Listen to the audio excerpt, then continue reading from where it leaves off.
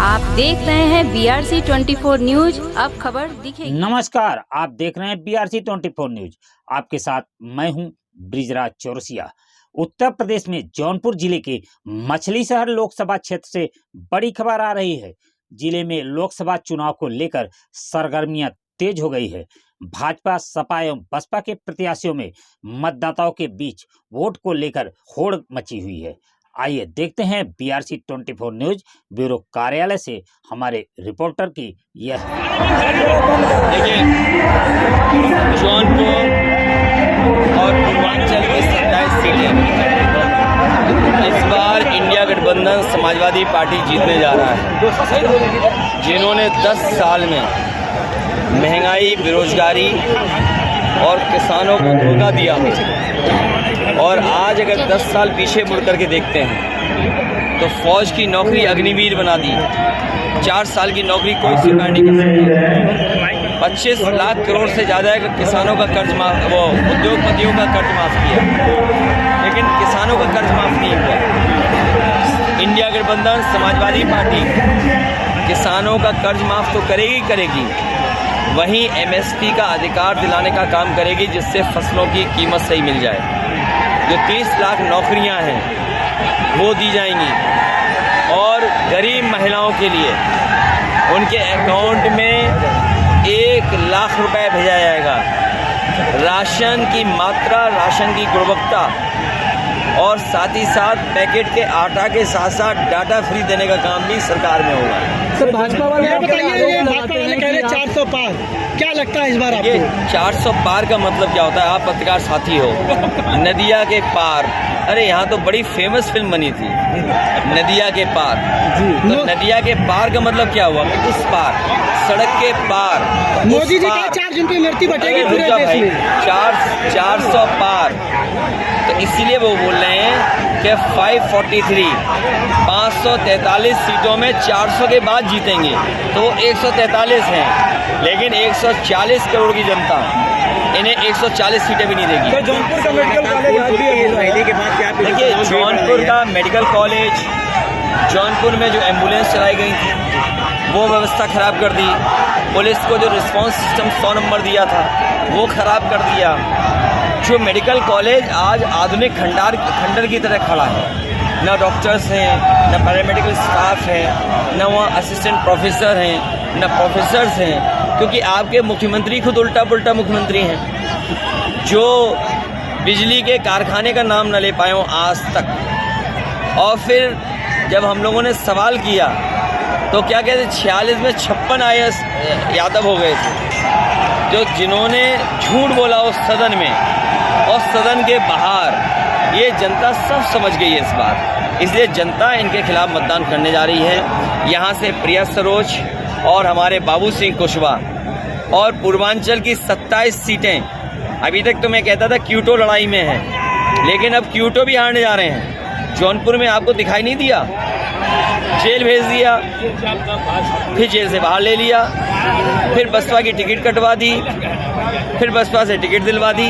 ये गणित क्या जनता नहीं समझती है? राजा भैया, मैं आपसे कह रहा हूँ, ये जो जेल जाना, जेल से बाहर आना, टिकट कटवाना, टिकट दिलवा देना, ये सब जनता समझती है।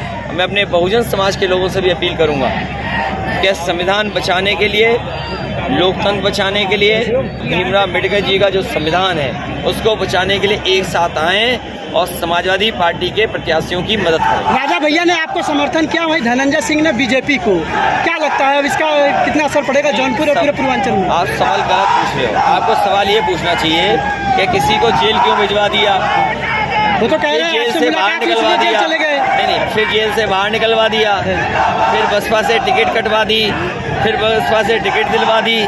तो ये जो खेल है, जो मिला जुला खेल है, अंदर ही अंदर जो मिले हुए लोग हैं, इस बार जनता सब हिसाब किताब करने जा रही है। आप पर आरोप, मुझे खुशी है कि अब फोर्स भी बढ़ गया है, अब फोर्स भी सुरक्षा देने लगा है, क्योंकि इनको भी डर है कि अग्निवीर की तरह इनकी भी 4 साल की नौकरी ना हो जाए। सर, आप पर आरोप लगाते हैं कि आप माफियाओं का समर्थन करते हैं, इस पर आप क्या कहेंगे? ये बताओ, हम माफियाओं का समर्थन करते हैं, हमें सर कौन माफिया है?